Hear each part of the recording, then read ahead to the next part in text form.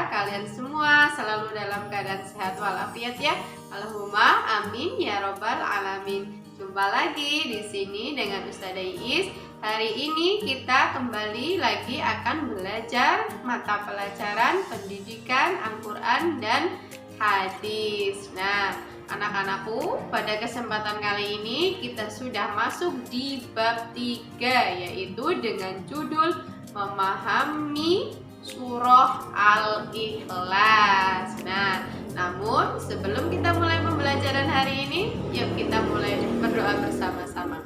Bismillahirrahmanirrahim. Rabbi zidni ilma warzuqni fahma waj'alni minas sholihin. Allahumma amin ya robbal alamin. Langsung saja ya, kita mulai pembelajaran hari ini, yaitu memahami surah Al-Ikhlas. Pasti kalian sudah pada hafal ya? Ya, surahnya cukup pendek ya. Yang pertama kita akan membahas tentang mengenal surah Al-Ikhlas. Kita kenalan dulu ya dengan surah Al-Ikhlas. Nah, surah Al-Ikhlas ini adalah surah yang ke-112 dalam Al-Quran dan tergolong dalam surah Makkiyah. Nah, surah Al-Ikhlas ini diturunkan setelah surah An-Nas ya. Jadi setelah An-Nas, surah Al-Ikhlas ini diturunkan. Kemudian, nah, tahukah kamu surah Al-Ikhlas itu kenapa dinamakan dengan surah Al-Ikhlas ya? Biasanya kan kalau setiap nama dalam surat itu pasti terdapat dalam namanya itu dalam salah satu ayatnya ya, tetapi tidak dengan surah Al-Ikhlas ya. Di situ tidak ada lafal Al-Ikhlasnya. Nah, mengapa disebut dengan surah Al-Ikhlas ya, dinamai dengan surah Al-Ikhlas ya? Karena di dalamnya itu berisi ajaran tauhid ya, tentang ketuhanan, tentang mengenal Tuhan, tentang keesaan Allah. Nah, jadi sedangkan Al-Ikhlas itu artinya murni. Nah, karena membahas tentang ketauhidan tersebut, maka dinamakan dengan surah Al-Ikhlas yang artinya murni ya, murni membahas tentang ketauhidan atau keesaan Allah Subhanahu wa Ta'ala. Kemudian ada nama lain ya yang belum kalian ketahui. Nama lain dari surah Al-Ikhlas itu ada Al-Asas, kemudian At-Tafrid, kemudian At-Tajrid ya.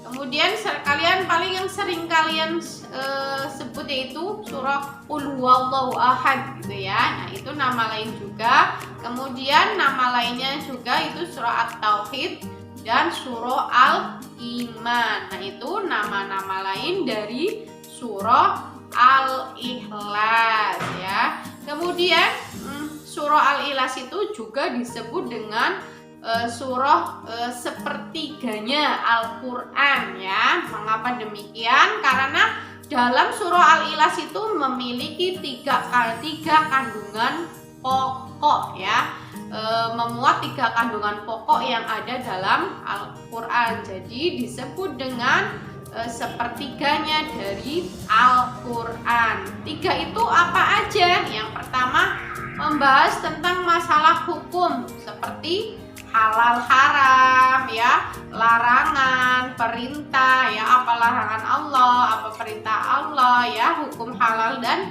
haram. Nah, itu yang pertama. Kemudian yang kedua ya, itu janji dan ancaman ya. Allah memiliki janji dan juga memiliki ancaman. Janjinya janjinya seperti apa? Ya, janji surga dan neraka. Surga yaitu untuk orang-orang yang beriman, kemudian neraka yaitu untuk orang-orang yang tidak beriman ya. Ada janji dan ancaman ya. Setiap perbuatan manusia itu ada pertanggungjawabannya ya. Ketika kita berbuat amal soleh, janji Allah yaitu surga. Tetapi sebaliknya, jika kita berbuat maksiat, ancaman Allah adalah siksa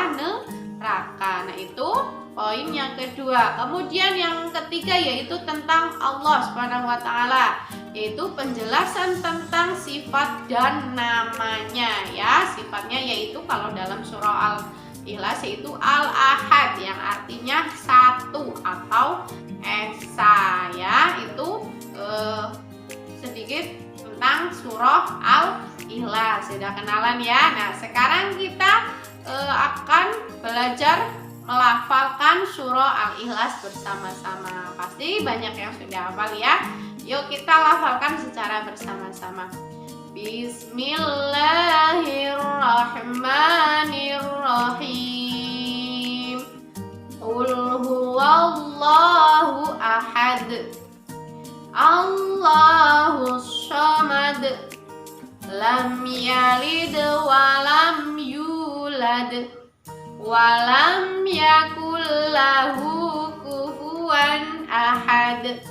Shadaqallahul azim. Nah, itu lafal dari surah Al-Ikhlas. Nah, lafalnya sudah tahu. Nah, kemudian terjemahannya ya, arti dari surah Al-Ikhlas ya. Per ayatnya, yaitu yang pertama, katakanlah wahai engkau Muhammad, dialah yang maha esa. Siapa? Ya, dialah itu ya Allah subhanahu wa ta'ala. Kemudian Allah tempat meminta segala sesuatu.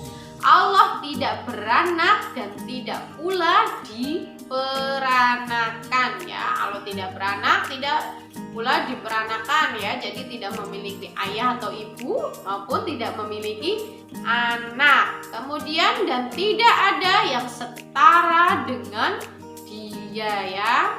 Tidak ada yang setara dengan Allah Subhanahu wa ta'ala. Nah, itu terjemahan dari surah Al-Ikhlas yang berjumlah 4 ayat ya. Mudah dihafal surah Al-Ikhlas. Kemudian apa sih kandungan yang terdapat dalam surah Al-Ikhlas itu? Ya, yang pertama yaitu surah Al-Ikhlas menjelaskan tentang keesaan Allah Subhanahu wa ta'ala dengan sifatnya yaitu Al-Ahad, artinya satu ya, bahwa Allah itu satu. Tuhan yang wajib disembah itu hanya satu, yaitu Allah Subhanahu wa ta'ala. Tidak ada sesuatu yang bersamanya ya, tidak ada yang membantu ya, tidak ada yang memiliki ayah, tidak memiliki ibu, tidak ada yang membantu. Nah, itu tidak ada yang membersamainya ya. Kemudian tidak ada sesuatu pun yang menyamainya ya. Tidak ada satu makhluk pun yang menyamai Allah Subhanahu wa ta'ala ya. Karena Allah itu memiliki sifat Al-Ahad, yaitu satu. Kemudian hanya kepada Allah semua makhluk itu bergantung ya. Hanya kepada Allah kita memohon pertolongan ya. Hanya kepada Allah kita tempat kita bergantung ya. Tempat kita dituju untuk semua hajat atau kebutuhan makhluknya ya. Hanya kepada Allah ya tempat kita kembali ya. Kemudian Allah tidak beranak, beristri maupun diperanakan ya. Allah tidak beranak, tidak beristri dan tidak pula diperanakan. Kemudian surah ini juga menegaskan bahwa tidak ada yang sebanding atau setara dengan Allah Subhanahu wa ta'ala ya. Tidak ada yang bisa menandingi Allah Subhanahu wa ta'ala dari sifatnya, dari kekuasaannya, dari keesaannya ya, dari segalanya. Allah tidak dapat ditandingi ya, tidak ada yang menandingi. Kemudian surah Al-Ikhlas ini juga mengajarkan tentang pokok-pokok tauhid ya dan fondasi keimanan ya. Dalam surah ini membahas tentang fondasi keimanan ya yang harus dimiliki oleh umat muslim. Kemudian pada surah ini juga membantah keyakinan orang-orang kafir, ahli-ahli kitab yang menyekutukan Allah SWT dengan berhala atau sesuatu yang lainnya ya. Jadi dalam surah ini membantah ya, tidak ada Tuhan yang wajib disembah itu kecuali Allah Subhanahu wa taala. Kita tidak boleh menyembah berhala atau menyembah lainnya ya. Yang patut kita sembah adalah hanya Allah Subhanahu wa taala. Nah, itu kandungan dari surah Al-Ikhlas. Nah, kita sudah mempelajari surah Al-Ikhlas dari lafalnya. Ya, kita sudah mengenal juga terjemahannya, kemudian isi kandungannya ya. Nah, demikian anak-anakku materi untuk hari ini.